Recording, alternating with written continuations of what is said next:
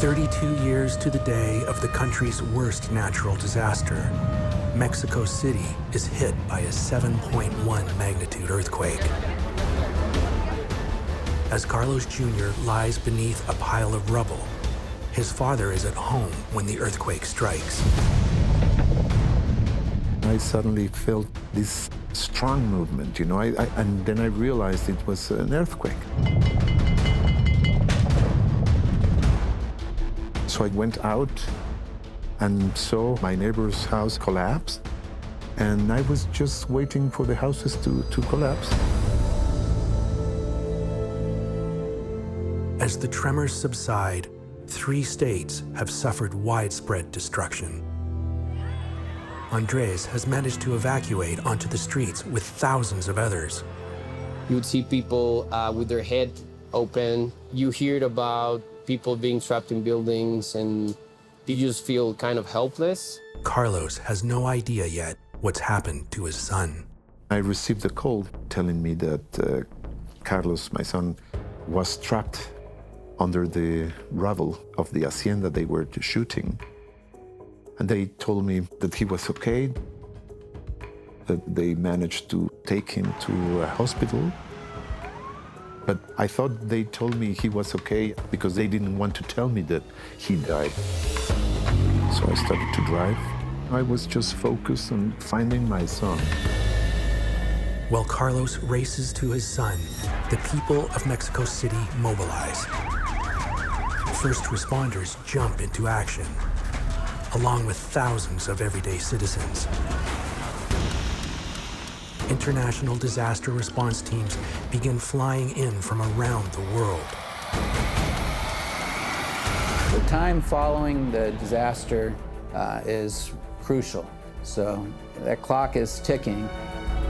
Gary is deployed from the US with a team of 79. Along with their equipment, Gary brings his partner of 7 years, Tanker, one of 6 detection dogs on the team. Tanker, he was easily the best dog that I've had, like an old pro. As soon as I put my equipment on, he knew it was time to go to work, and he was ready to go. When there's work to be done, rubble to be searched, the dogs are in that mode. Canines are able to detect people in an area much quicker than humans can. A dog could search in, say, 5-10 minutes, where it would take a human maybe up to an hour or longer. So that saves time, and by saving time, it could save lives. As Gary, Tanker, and their team rush to Mexico City, hundreds of ordinary people race the clock to rescue those trapped in the rubble, forming human chains to remove debris. Andres also jumps into action. The earthquake took away the roads, so cars weren't able to go pretty much anywhere. It was pretty obvious for us that we needed to help using our bikes.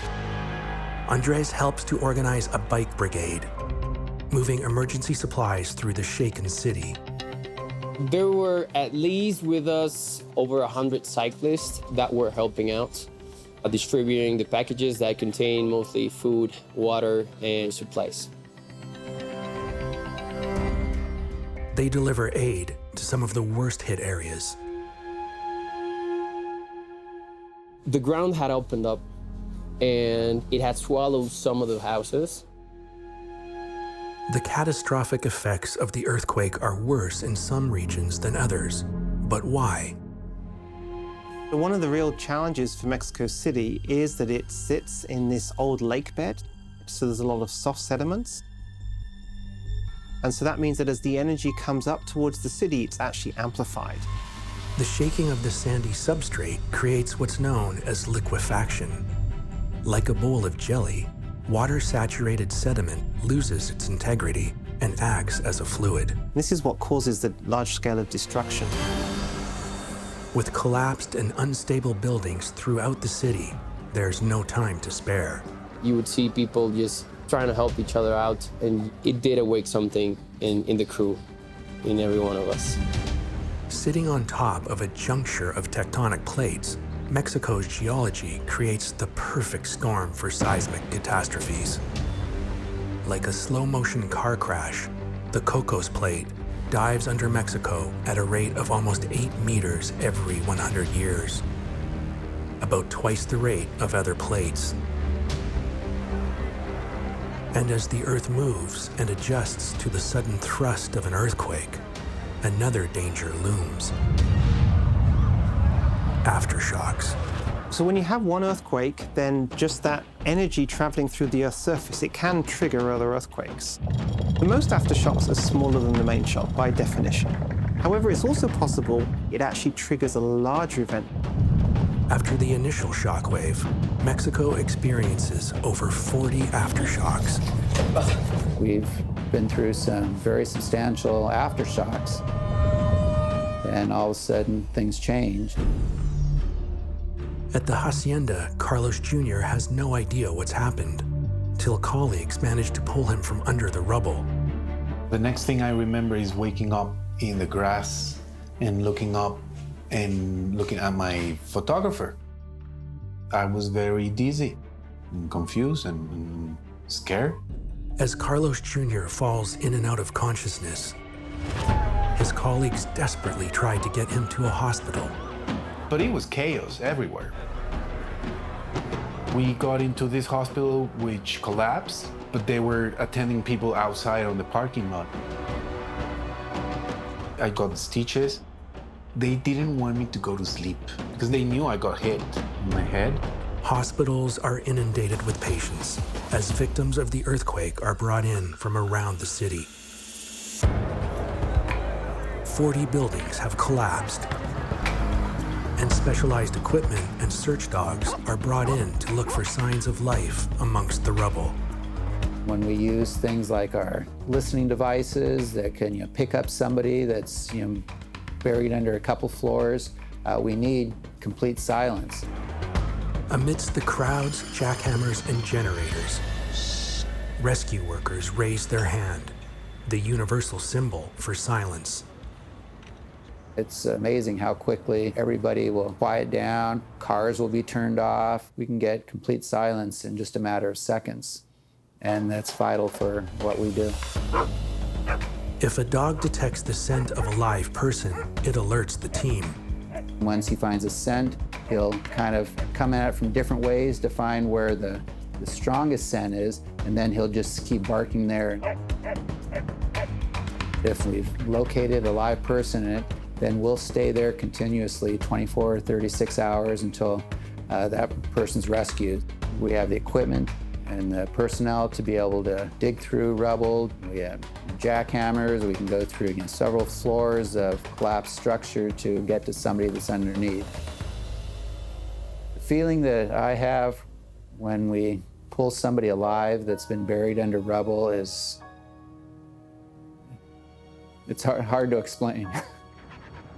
Overjoyed, I can just still see the face of the last victim that we pulled out. It's an unbelievable feeling. I couldn't really describe it in words. Yet amongst the twisted labyrinth of metal, concrete, and glass, there are places even the dogs can't reach. But there is one renowned group that dares go where most no one else would ever tread: the moles.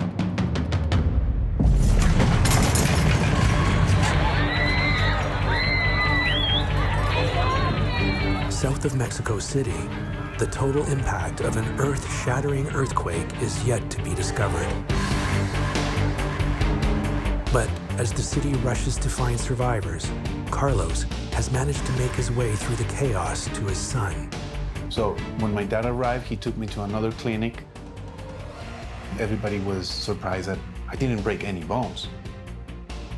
Everything is going through my mind. The accident, actually what happened. I mean, was it real? It was a really big earthquake, like a movie. CGI explosions everywhere. The buildings collapsing in a matter of seconds, everything can go away.